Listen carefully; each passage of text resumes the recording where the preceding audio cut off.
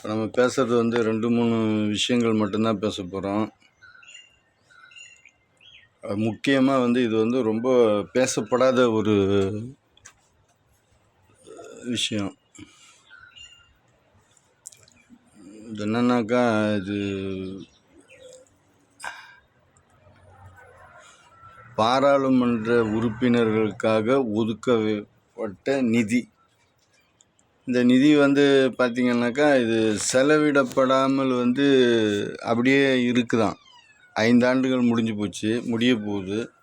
2.5 ஆண்டுகளுக்கு மேலே ஆகிப்போச்சு. 3 ஆண்டுகள் பாராளுமன்றத்துக்கும், இன்னும் 6 மாதத்தில் வந்து இங்கே சட்டமன்றத்துக்கு, அதுக்கப்புறம் ஓராண்டுக்கு பிறகு பாராளுமன்ற தேர்தல் வரும். இது பார்த்திங்கனாக்கா 265 கோடி ரூபாய் நிதியை வந்து அது வந்து திருப்பி 285 கோடியில் வந்து இவங்க வந்து 111 கோடி மட்டுமே வந்து செலவிடப்பட்டிருக்கு. மிச்சத்தை வந்து அப்படியே வந்து திருப்பி அனுப்பப்பட்டிருக்கு.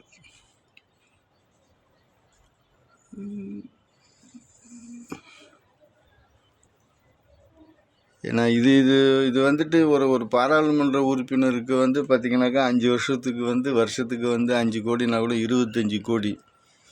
இல்லாத இடங்களுக்கு ஒரு பாலத்தை கட்டலாம், இல்லாத இடங்களுக்கு ரோடு போடலாம். இது வந்து அவங்களுடைய தனிப்பட்ட தொகுதி மேம்பாட்டு நிதி.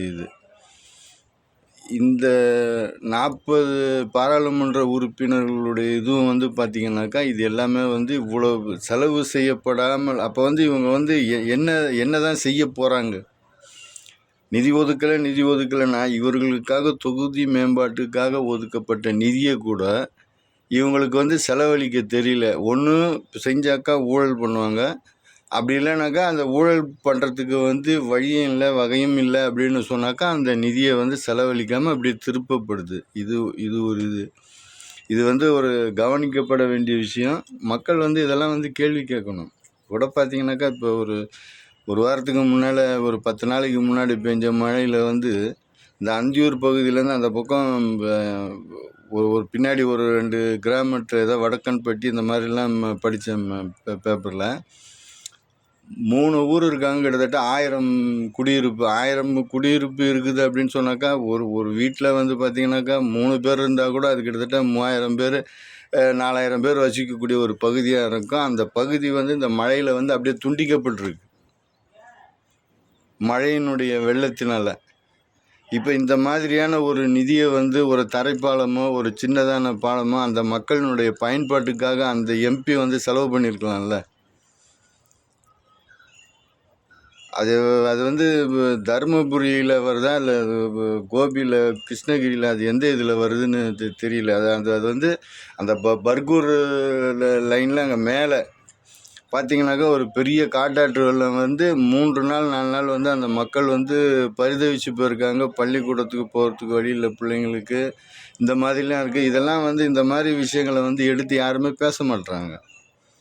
ஊடகங்களை வந்து திசை திருப்புவதற்காகவே ஒரு சில இது வந்து அப்பப்போ ஒரு சில இது நடந்து அந்த ஊடகங்களில் இருந்து உட்காந்து பேசக்கூடிய அனைத்து பேரும் வந்து அதிமுகவையும் இல்லைன்னா வேறு ஏதாவது மடைமாற்றம் பண்ணி பாமகவையும் இந்த மாதிரியான விஷயங்களை வந்து பெஞ்சு போட்டு பேசுகிறாங்க. இவங்களுக்கு வந்து அறிவை வந்து மனிதர்கள் எங்கே வச்சுருக்காங்கன்றது தெரியல. இறைவன் புரியாத புதிராக இருக்குது.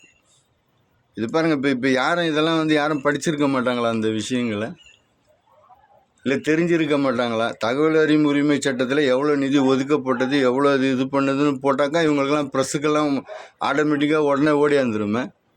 ஏன் இதெல்லாம் உட்காந்து பேச மாட்டேன்றாங்க மாஸ் மீடியாவும் சரி? மாஸ் மீடியாவில் அதிமுகவில் என்ன நடக்குது, யார் வெளியில் போவா, யார் உள்ளே வருவா, விஜய் கூட கூட்டணியா கூட்டணி இல்லையா, இதுதானடா அவங்க விவாதம். இதுதான் விவாதமா? ஒரு நாட்டினுடைய இது வந்து இதுதானா? எதிர்காலமே இதுதானா? அவங்க யாருக்கும் அதிமுக யார் கூட கூட்டணி சேர்ந்தா என்ன, விஜய் யார் கூட கூட்டணி சேர்ந்தா என்ன, பாரதிய ஜனதா யார் கூட கூட்டணி சேர்ந்தா என்ன?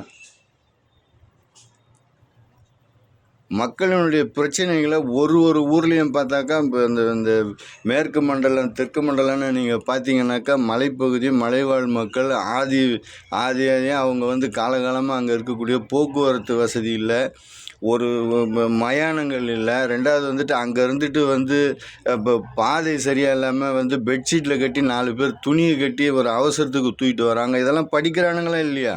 ஆளுந்தரப்பில் இருக்கிறவனுங்க எம்பிலேருந்து எம்எல்ஏலேருந்து மந்திரிங்கள்லேருந்து முதலமைச்சர்லேருந்து துணை முதலமைச்சர் வரைக்கும் எங்கேயாவது அதெல்லாம் உளறினே இருக்கிறானுங்களே எதையாவது ஒன்று.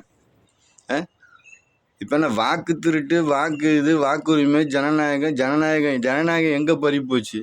நாசமாக போனதே ஜனநாயகம் உங்களால் தானே. நீதித்துறையிலேருந்து உங்களுடைய ஆட்சி காலத்தில் தான் எல்லாமே உரிமைகள் எல்லாமே கச்சத்தீவுலேருந்து காவிரி உரிமையிலேருந்து எல்லாமே போனது, நாசமாக போனது உங்கள் இதில் தான். நீங்கள் என்னத்தை மீட்டு கொடுக்க போகிறீங்க? எல்லாத்தையும் அடமானம் தான் வச்சுருக்கிறீங்க. நீங்கள் அடகு வச்சது தானே உங்கள் வரலாறு. இதை பற்றி பேசிகிட்டு இருக்கீங்களே. இதெல்லாம் இந்த மக்களுடைய பற்றிலாம் யார் பேசுறது? ஒரு பாராளுமன்ற 40 தொகுதிகளை வந்து உங்களை வந்து இந்த மக்கள் தேர்ந்தெடுத்து வச்சுருக்கிறாங்க. ஆண்டுக்கு 5 கோடி ரூபாய் அப்படின்னு சொன்னாக்கா 25 கோடி ரூபாய் ஒரே ஒரு எம்பி வந்து அவன் வந்து கரெக்டான முறையில் வந்து அவன் வந்து அங்கே அந்த நிதியை வந்து செலவு பண்ணியிருந்தானாக்கா எவ்வளோ நல்ல காரியங்கள் நடந்திருக்குமே. 285 கோடியில் வந்து 111 கோடி இது பண்ணிட்டு அந்த நிதி வந்து செலவிடப்படாமல் அப்படியே இருக்குதுன்னு பத்திரிகையில், தினமணி பத்திரிகையில் வந்த செய்தி. இது அறத்தோடு சொல்லுது, பொய்யான குற்றச்சாட்டு அதெல்லாம் இல்லை. நம்ம போட்டு ஃபிங்கர் டிப்ஸில் வச்சுட்டு உக்காந்துட்டு இதில் இது எப்படி இருக்குது அதெல்லாம் பார்க்கல. தினமணியில் வந்த செய்தி இது. இல்லை படிக்கிறானுங்களா இல்லையா? அந்த எம்பிலாம் படிப்பானுங்களா படிக்க மாட்டானுங்களா? இவனுங்களாம் எதுக்காக இந்த மக்கள் வந்து எதுக்காக ஓட்டு போட்டாங்க? காசு வாங்கிட்டு ஓட்டு போடுறதுனால தானே இந்த நிலைமை. கூப்பிடுறாங்கன்னு கூப்பிட்ட குரலுக்கு உடனே ஓடிப்போய் அந்த 200 ரூபாய்க்கு நிற்கக்கூடிய நிலைமையில் வந்து நீங்கள் இங்கே வச்சுருக்கிறீங்க. நீங்கள் வந்து கேட்டாக்கா வளர்ச்சி விகிதம் அதிகரித்து போச்சு. இப்போ எதையோ கதையை சொல்லிட்டு இருக்கிறீங்க புள்ளி விவரத்தோட. கூப்பிட்ட குரலுக்கு 200 ரூபாய்க்கு வந்து நிற்கிறேன்னா அவங்கள்ட்ட இல்லாதனால தானே வந்து நிற்குது அந்த பெண்கள் எல்லாம். அப்போ நீங்கள் எந்த நிலையில் வச்சுருக்கீங்க அந்த பெண்களை? இந்த பதிவே வந்து இந்த எம்பிக்கள் வந்து இந்த மாதிரி விஷயங்களை வந்து இதை பார்த்து அதற்கான இதை வந்து இது பண்ணி அந்த நிதியை வந்து பயன்படுத்த வேண்டும் என்ற காரணத்துக்காக தான் இந்த பதிவையை நம்ம வந்து போடுறோம். தமிழ்நாட்டினுடைய பாராளுமன்ற உறுப்பினர்கள் கவனத்திற்கு தான் இந்த பதிவு.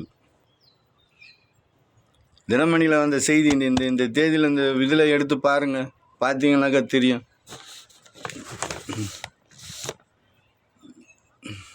நீங்கள் தான் தட்டினவொன்னே எத்தனை ஸ்டென்னோ வச்சுருப்பீங்க, தட்டினவொன்னே ஓடியாருமே. ஏன் செலவு பண்ணலப்பா?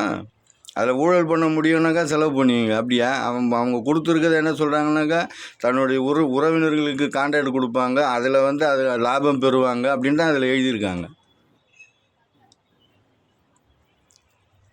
அந்த மாதிரி முடியல அப்படின்னு சொன்னாக்கா வந்து நிறுத்தி இது பண்ணிவிடுவாங்க, அதை செலவே பண்ண மாட்டாங்க. இவங்களுக்கு லாபம் வராது அப்படின்னு சொன்னாக்கா இவங்க வந்து செலவு பண்ண மாட்டாங்க. வெளியாளுக்கு கொடுத்தாக்கா ஒரு குறிப்பிட்ட இது கொடுத்தாக்கா அது இப்போ 1000 கோடி 5000 கோடினாக்கா அதுக்கு டெண்டர் விடுவானுங்க. இது வந்து இவங்க சொந்த இதுக்கு கொடுக்கலாம். தெரிஞ்ச ஆளுங்களுக்கு இவங்களுக்கு வருமானம் வரா மாதிரி ஆளுங்களுக்கு கொடுக்கணும். அந்த நிதி நாசமாக போகணும்.